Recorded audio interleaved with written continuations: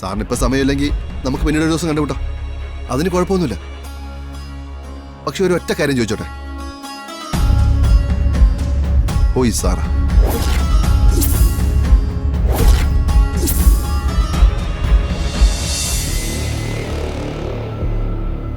അമ്മേ, എനിക്കൊരു കാര്യം പറയാനുണ്ടായിരുന്നു. എന്താ മോളെ? വേറൊന്നുമല്ല, ഞാനും കിരണും വല്ലാത്തൊരു പ്രശ്നത്തിൽ പെട്ടിരിക്കുക. എന്തു പറ്റി? ആൻറ്റി, ഞങ്ങളുടെ വിവാഹം നടന്നത് ഒരു പ്രത്യേക സാഹചര്യത്തിലാണ്. രണ്ടു വീട്ടുകാർക്കും സമ്മതമായിരുന്നില്ല.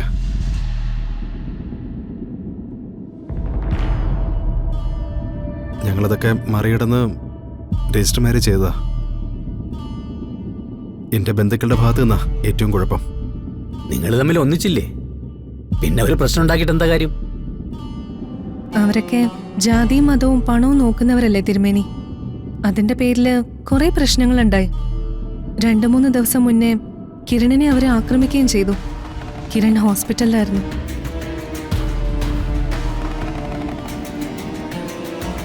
ഈശ്വരാ,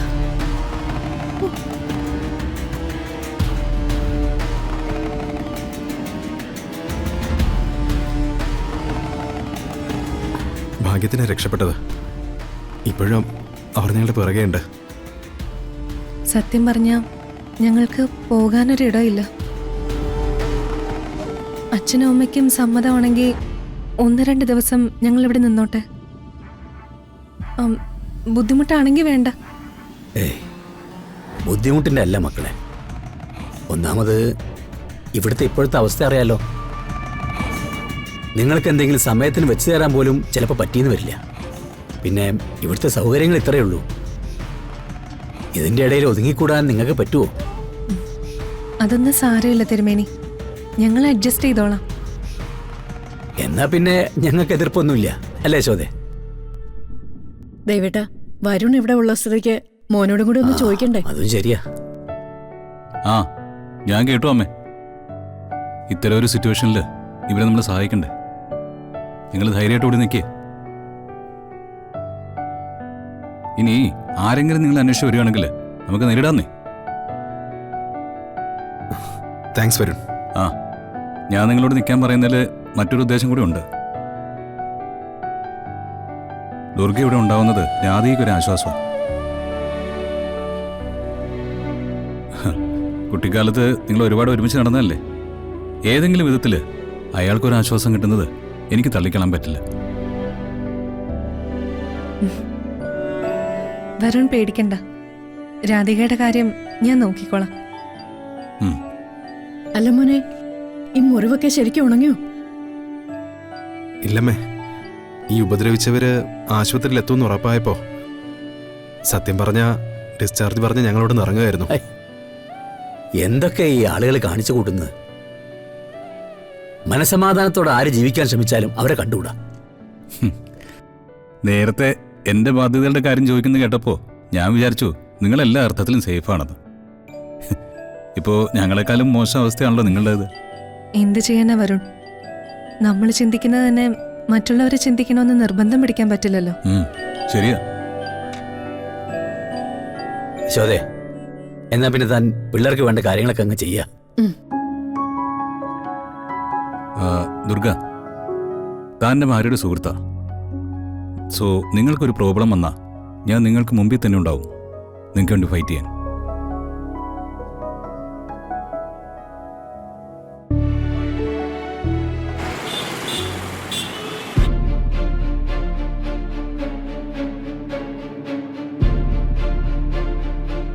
ഇതാരാ നിന്നെ ഇപ്പൊ വിളിച്ചെന്ന് പറഞ്ഞത്?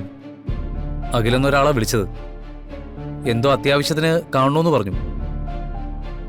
ഇപ്പോഴത്തെ അവസ്ഥയിൽ അതങ്ങ് ഒഴിവാക്കായിരുന്നില്ലേ? പോലീസ് അന്വേഷണവുമായി കാര്യങ്ങൾ ആകെ കുഴഞ്ഞു മറിഞ്ഞു കിടക്കുക. ഇത് മിക്കവാറും ഏതോ ബിസിനസ് ഏജന്റോ മറ്റോ ആയിരിക്കും. ഗുണമുള്ള കാര്യം വല്ലതും ആണെങ്കിലും എന്ന് കരുതിയാ ഞാൻ സമ്മതിച്ചത്. എന്താണെങ്കിലും 1-2 മിനിറ്റിനുള്ളിൽ നമുക്കറിയാലോ.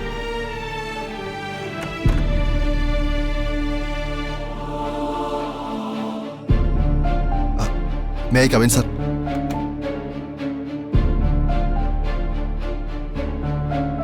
Yes, come in. ഇരിക്കും. Thank you sir. ആരാ? Sir, I am Akhil and this is അക്ഷര.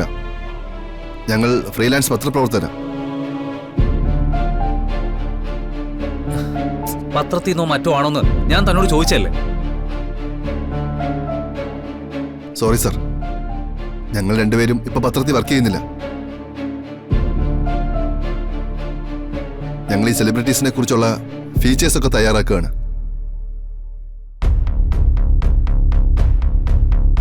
ആക്ച്വലി ഞങ്ങൾ ഗായിക ശ്യാമയെ കുറിച്ചൊരു ഫീച്ചർ തയ്യാറാക്കി വരുമായിരുന്നു. അതിനിടയിലാണല്ലോ പെട്ടെന്ന് അവരുടെ മരണം ഉണ്ടായത്. ശ്യാമ മേഡം കണിമംഗലമായിട്ട് വളരെയധികം കണക്റ്റഡ് അല്ലേ? ഒരു ദിവസം കണിമംഗലത്തേക്ക് വരാനും എല്ലാവരോടും ശ്യാമ മേഡത്തെ കുറിച്ചുള്ള അഭിപ്രായം ചോദിക്കാനുമായിരുന്നു ഞങ്ങളുടെ ഉദ്ദേശം. അതിനിടയിലാണല്ലോ ആർക്കും ഉൾക്കൊള്ളാനാവാത്ത വിധം ഒരു ട്രാജിക് എൻ്റെ. ഈ ശ്യാമ മാഡം ഞങ്ങളുടെ ബന്ധുവൊന്നുമല്ല.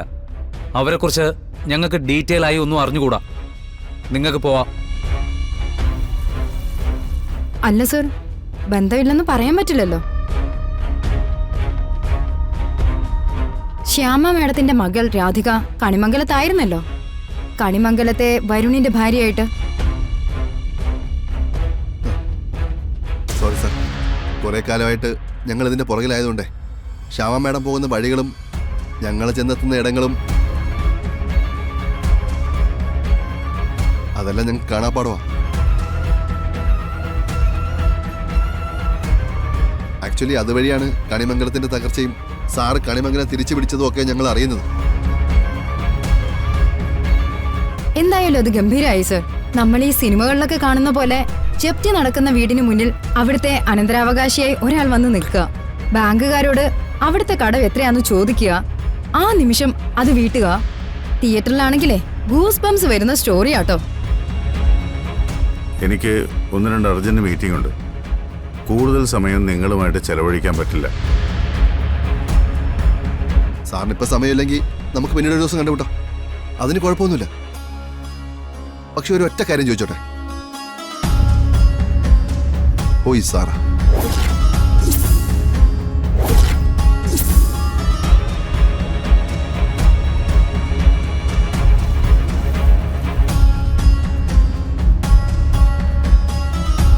അല്ല സാർ, ഈ ജപ്തി നടക്കുമ്പോൾ അവിടെ പ്രത്യക്ഷപ്പെടുന്ന ഒരു സ്ത്രീ ഉണ്ടല്ലോ, സാറാ.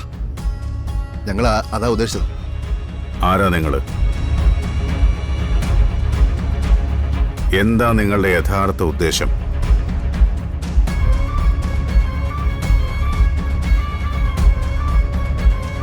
വന്ന നിമിഷം മുതൽ നിങ്ങൾ രണ്ടുപേരെയും ഞങ്ങൾ ശ്രദ്ധിക്കുന്നത്.